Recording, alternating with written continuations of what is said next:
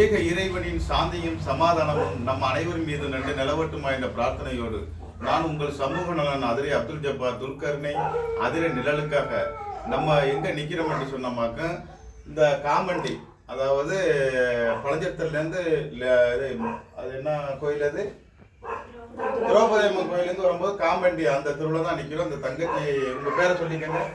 தரணியாஸ்ரீ என் பேரு. நான் அரசு மகளிர் மேல்நிலை பள்ளியில 10ஆம் வகுப்பு படித்தேன். 492 மார்க் எடுத்திருக்கேன்.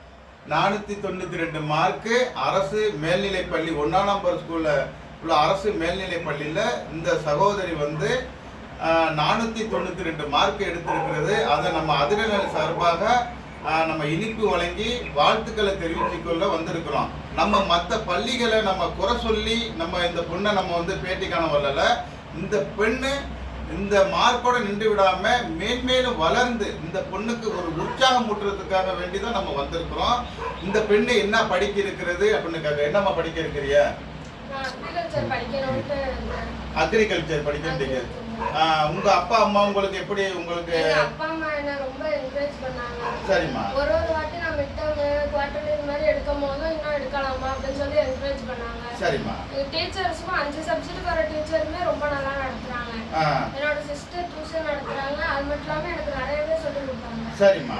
அப்ப உங்க குடும்பத்துல சூழ்நிலை எப்படி இருந்துச்சு படிக்கிறதுக்கு? நீங்களா இது பண்ணிக்கிட்டீங்களா? அப்படி நானா படிப்பேன். எங்க பேரண்ட்ஸோட வந்து என்கரேஜ் தான் எனக்கு இன்னும் இதானது. நான் நிறைய படிக்கணும் அப்படின்னு சொல்லி. சரி. அந்த தங்கச்சி வந்து சொல்றத கேட்டு பாருங்க, கேட்டுக்கங்க. இது அக்ரிகல்ச்சர் படிக்க வேண்டி இருக்குது.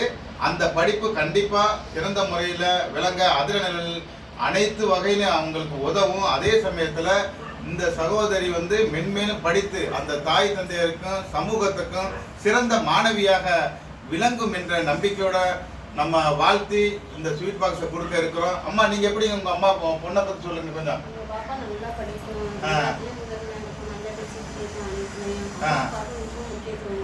சரி.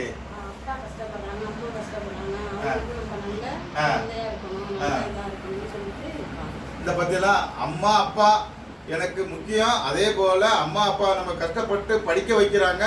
அந்த கஷ்டம் என்னவென்று உணர்ந்து இந்த சகோதரி வந்து படிப்புல கவனம் பெற எல்லாருமே சரி இந்த சகோதரியை முன்னுதாரணமாக எடுத்துக்கொண்டு நீங்க வந்து படிப்புல கவனம் செலுத்துங்க. அதுதான் உங்களுக்கு சிறந்த ஒரு பெரிய ஒரு இதா இருக்கும் வாழ்க்கைக்கு, சிறந்த இதா இருக்கும், மருந்தா இருக்கும் வாழ்க்கைக்கு. இந்த பொண்ணு சொல்றது போல அந்த பொண்ணு கண்டிப்பா படித்து சிறந்த மாணவியாக விளங்க அதிரநிலை சார்பாக நம்ம வாழ்த்தி விடைபெறுகிறோம். ஓகே, நன்றிம்மா. சந்தோஷமா நல்லா இருப்பா, நீ கவலைப்படாத. எந்த ஒரு இதாக இருந்தால் எங்கள்கிட்ட கேளுங்க, அதிரநிலை தொடர்பு கொள்ளுங்க. நம்ம எந்த ஒரு உதவியும் நம்ம செய்ய ரெடியாக. வரவாமா? ரொம்ப நன்றிம்மா.